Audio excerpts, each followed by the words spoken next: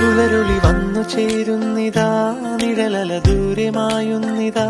വായു വായോ വായു വായോ, ഒരു ചെറുമഞ്ഞു നീർത്തുള്ളിയായി മലരിനെ ഉമ്മ വെച്ചിടുവാൻ.